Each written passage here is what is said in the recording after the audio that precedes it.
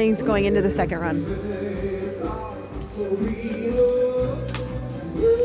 All right, so I'm here with Ashley Farquharson in the booth.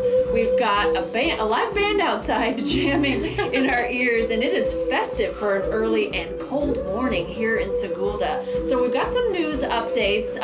We had the disqualification, unfortunately, of your teammate Johnny, and that was. Why don't you explain what happened there, Ashley? So when he crashed, something fell out of his sled, and the only things that you're allowed to lose down the track is tape and your face shield if that falls off.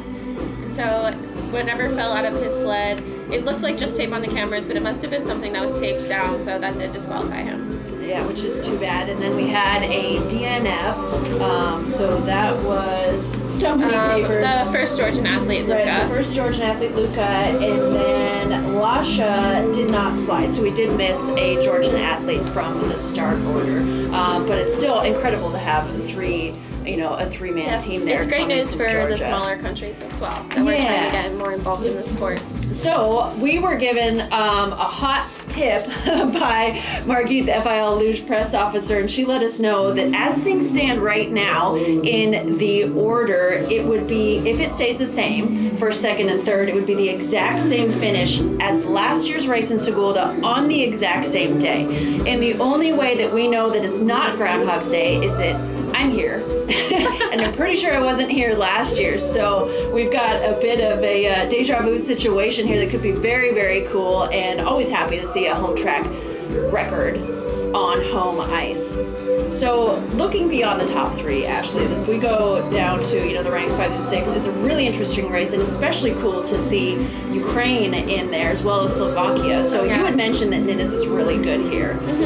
Do you think that was a perfect run, or does he have some time in the bank? If I'm remembering right, he definitely has some time in the bank. Looking at the splits, you can see that he's gaining all the way down the track.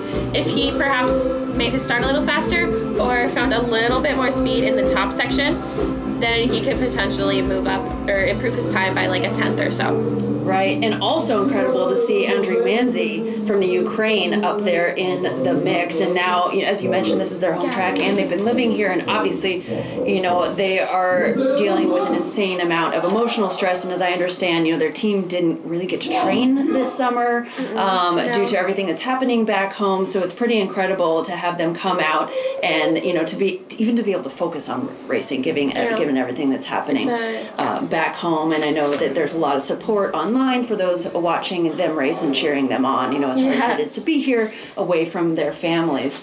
So Andre did have a very incredible run, so I'm sure he's looking to just repeat that and stick in the top 6 like he currently repeating's is. hard though. Repeating is very hard. Yeah. You almost never have 2 runs that are the same. That's like consistency. It's like fingerprints. You look for. No two are alike. Like you will never have the exact same run as before, even on home ice. Oh, totally. And so what would your mentality be? So when you've had what you feel like is your best run ever and you still have another heat, how do you focus and what do you think about going into that?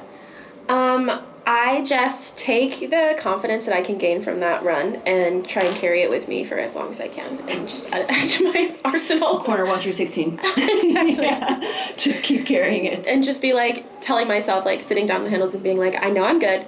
I just did that. I can do it again. Yeah. And then something I was thinking about this morning, something that Diana Eiberger said on the broadcast yesterday that she learned through her long career is that every day is a new day. Every year is a new year. And really, like one of the keys for her she found is taking away expectations. And that's where I found when I was an athlete is like you have some good results and you want so badly to believe that's your new set point. And her advice that like every day is new, because if you grip on that set point, then you're not sliding relaxed. No, and that's the tricky part about luge is like you want it so bad, but you can't. You can't. It's a dating game with your sled where you have to like go through dating like, psychology. I'm chill. Yeah, I'd be like, no, I'm playing it cool. No, exactly. we're cool. No, I mean, either way, I'm easy. And that's why people say experience is so important in this sport, and why we do start so young, is because the amount of time you gain from like having your shoulders tense and you're rigid on the sled to just relaxing and being able to melt. Yes. it's like astronomical. It can be tense. Yeah, I mean, I found, granted this is the sport of skeleton, which I won't make you talk about, but like tense run to a relaxed run, it would even be a second in like placid. sure, So yeah. I mean, we cannot Especially on this enough. ice when Yes. literally any mistake is going to send you into a skid. You Yeah. have to have your shoulders back, you're the weight in the back of the sled, and you have to be able to absorb anything. Yeah. Okay, so we've got about 1 minute to air, so we're going to sign off here on the studio show. Thanks, Kate, for throwing it to us. We're going to be back live in the booth in a minute here for the coverage of a very exciting, potentially identical to last year, run 2 of men's singles. Woo.